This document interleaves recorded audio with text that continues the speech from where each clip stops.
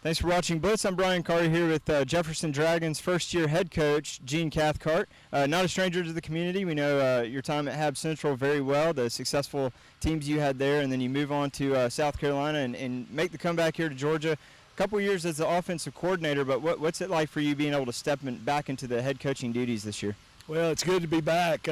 We've got a great staff, an unbelievable group of kids. I've worked a lot of good places and been blessed to be at several places that had both quality schools and programs, and this is probably the best combination of both that I've ever been fortunate enough to be a part of. So thrilled to be back, very proud to have been a Dragon the last 2 years, and anxious to see how we kind of write our chapter of this great book of tradition in this year and the upcoming years to follow. Absolutely. One of the most solid programs in the state right now, a state championship just a few years back, and so really close last year to getting that again, dropping a game in the semifinals, and the second time that team beat you in the season that seemed like no one else could stand in your way. But what was that like, not being able to get the home game that you guys should have gotten and being able to have to play on the road like that? Well, it was frustrating, no doubt. We played them very tough here, and had a fluky little deal. We're down 8, tried an onside kick, which their kid made a great play, took a funny hop, kid ran it back for a touchdown, so ended up beating us. And then I think they got a pick 6 late, so ended up being about a 20-point defeat. That really we were under 2 minutes trying an onside kick to try to tie the game. But then you never know the psychological effect on kids. But our staff, Ben and our staff, worked really hard to kind of not let it be an excuse. I'm not sure we were quite prepared for how hostile and exciting, that deep playoff atmosphere like that was. But they played. We frankly just picked a bad time to play not one of our better games, and they played their typical, consistent, very good game. And take no credit away from them. They did a great job, but you just wish when you get to that point that you had taken your best swing, and we had more penalties and more kind of unforced errors than we'd had before. And against a team that's already that talented, that was disappointing, but, very proud of the job our kids did all year, and, just really proud of the entire, when you lose to one team, and you just haven't lost to them twice, and, it was a good year, and the folks in Jefferson had a lot to be proud of last year. Absolutely, and it makes you hungrier. I'm betting this year as well. But as offensive coordinator last year, I'm guessing this year you might have a heavy hand as well into the play calling. Not sure how you're going to do that this year, but how easy does it make your play calling when you have a guy like Colby Wood? I mean, we're looking at a guy who easily, by the end of his career this year, barring any injury, should be in the top 10, 12, 15 rushers of all time in Georgia State history. Well, there's no question he's been, I think, the 2-time Region Offensive Player of the Year, the 2-time North Georgia Offensive Player of the Year, and the accolades and awards. And to be honest with you, it sounds cliche, but he's every bit as good a young man as he is a player. A great family, mom's in our school system, works with gifted and talented students, and ironically, he's also a region champion bass fisherman.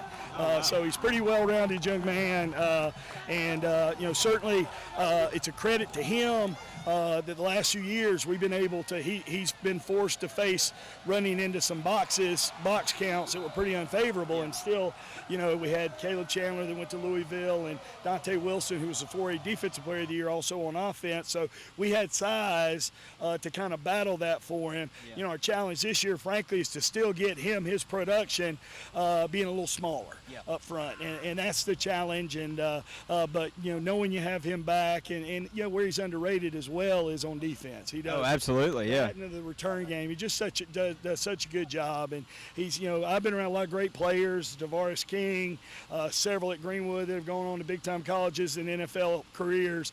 I don't know that I've been around one as productive throughout all 3 phases of the game for their whole career as Colby has. And what was the reasoning last year, if there was one? I know Zach Bubis probably plays into, he had a great season last year, I think somewhere around 650 yards, 14 touchdowns. Mm-hmm. Did that play a role? And we saw a little bit, we saw almost 100 fewer carries for Colby Wood last year, but by the same token, his yards per carry went up. So, you can argue even though the numbers weren't as high, he was still just as much or even more productive. Well, it's almost like, a really good pitcher that goes through the major league and either the National or the American League the first time, and they're really hot, and then the next year hitters have charts on them and, everything. Yep. And so what we saw is a lot more stacked boxes, a lot more situations that were just daring us to throw. And not only that, Colby drew the toughest receiver, and as the year went on and you get near the playoffs and your caliber teams that we face throughout our region, he had the added responsibility of drawing the toughest assignment on defense. And so, it was a little bit by design. It was a little bit by the fact that we ended up switching quarterbacks, during the year, and this year we'll play them both, and both of them have different skill sets. And so, we had when Colby Clark's in our backfield, we have another runner.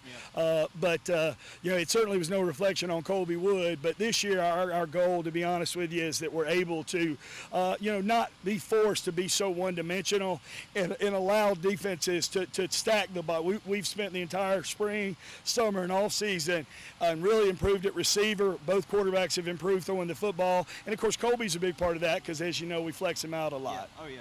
And you hit exactly where I was going next. You have that dynamic quarterback situation where last year you had obviously just a true freshman come in, Colby Clark come in and kind of not so much take the job, but just kind of earn his spot. Right. And it was hard to keep someone like Bryce Moore, who's a great quarterback as well. So how is that going, especially for Bryce being a senior? How's he handling that this year? Well, I tell you, and you, as well as high school football, know when a coach is kind of rolling out cliches, but you hear all the time, if you have two quarterbacks, you don't really have a quarterback. Well, we have two quarterbacks that have both run 12 football games. Yeah. We got two quarterbacks that have both won playoff games. Mm-hmm. I would disagree with that assessment of if you have two, you don't have one. Yeah, so, that's a different philosophy. And as well as I do, we have a hard time living on defense without Colby Clark. Yeah. He's a strong safety, will linebacker. He's just such a good ball player wherever you put him. But defensively, with graduation and some other things, he almost can't come off the field except for just little breathers defensively. And so our hope is that both of them play, both of them are productive. Bryce has improved his running, quickness, strength, muscularity. Hope he, and so their skill sets, while they are a little different, each of them has made the improvement on their what was considered their weaknesses. Yeah. Colby's thrown the ball really well. Oh, yeah. So, I feel like that's going to play itself out, and it's only a controversy when either, the folks at the coffee shop or the folks on the radio or the folks in the newspaper make it a controversy because they're great friends, they're great players. Our team knows they can win with both of them, and, obviously for us in a perfect world, they would literally be about 50-50, enough to rest Colby some, Bryce play enough to make sure Colby's fresh on defense, but then use Colby's skills on offense as well. Well, either way, it's going to be hard to stop this offense. Put up 433 points last year, but looking at the flip side of the ball, that's the area where Jefferson has to retool a bit. I mean, you lost your top 5 tacklers. You mentioned Dante Wilson, Division I player in his own right, and Zach Bubis even was great on defense. 6 of your top 7 tacklers gone. So, I mean, how do you kind of go about retooling this defense and keep that dynamic presence? Because Wilson was great at getting to the quarterback last year. No question. I mean, you think about it. I don't have the stats. You would probably know them far better than me. But, the 4A Defensive Player of the Year is usually a linebacker that plays sideline to sideline, or a DB that, just has a ton of interceptions and tackles, or maybe a defensive end that just has a ton of sacks. We had an interior lineman who was the 4A Defensive Player of the Year. That tells you how disruptive a player he was. Yeah. And so, no question, his loss. And then Caleb came into his own, and became a very good two-way player, very good defensive lineman, along with being a great offensive lineman. So, where we are, we're much smaller. Yeah. And there's no hiding that. We've got Coach Parker and his staff do a great job, and, they will continue to do a great job. Our strength is probably our outside linebackers. We've got Colby Clark. We mentioned Justin Cole, who's our fullback, also does a tremendous job on defense. Matthew Nelson, Cale Compton. Those guys have played a lot of football. And like you say, they may not have been in that upper echelon of tacklers, but they were all right there near it. And so you have Also Aaron Hall is a Division I player at defensive end, and Garmin Randolph, our Division I tight end, will also play defensive end. So, we're also probably going to play more guys both ways. So we lost some secondary guys, but our Zach Corbin, who will be one of our leading receivers, is back, all-region safety. And then we have Colby back in the secondary, Colby Wood, of course. Addison Clay's back, who started a lot of games for us at corner. Tyler Roberts is a new guy who will see a lot of run at both wideout and at safety. And so if you and I don't get stung, those guys, but like you said, it's all depth chart. We feel like we've got good quality people, but out here on the grass on Friday night under this electric atmosphere, they're going to have to prove that. And so Matthew Nelson will have a lot on him because he'll replace Johnny Pelosi as our middle linebacker. Johnny's been a 2-year starter. And, so there's no question it'll be a challenge. Fortunately, we feel like we have some pieces that'll compete and work hard, and then we also have an excellent kicking game, and that should help our defense out. Absolutely, and your offense, like you said, dynamic, a lot of athletes out there. And for those who can't see, we are on the verge of getting stung. We're not going crazy over here. It's hard to see that, but last question for you, Coach. You are a state championship coach. When you went to South Carolina, I think you said 3 championship games you played in, right? And you won 1.